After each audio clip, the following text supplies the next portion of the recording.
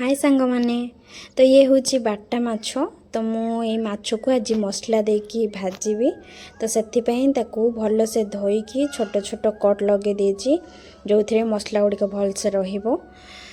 तो तापाई मु मसला नहीं लंका गुंड नहीं हलदी गुंड नहीं ता सहित जीरा गुंड नहीं आउ अदा रसुण कंचा लंका तार पेस्ट बनै देछि ताको भी नहीं आउ स्वाद अनुसार लुण नहीं।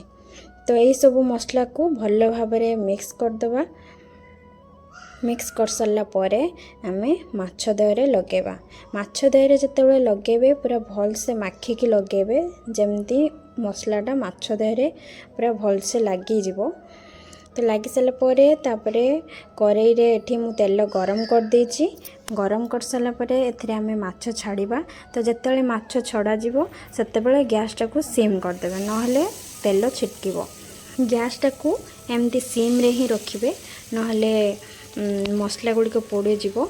तो सेतिपई गैस को सिम रे रखिकी आस्ते आस्ते माछटा भल से हो आउ जहाँ भी रेस्ट मसला रहिबो ता माछ ऊपर भी दे देबे भल लागिबो। तो देखो मोर एठी पूरा माछ मसला दिया पूरा कड़कदार भजा हो गला। तो जदि मोर ये वीडियो आपण माननकु भल लागिथिबो ताले लाइक कर देबे, शेयर करेंगे, सब्सक्राइब कर देबे।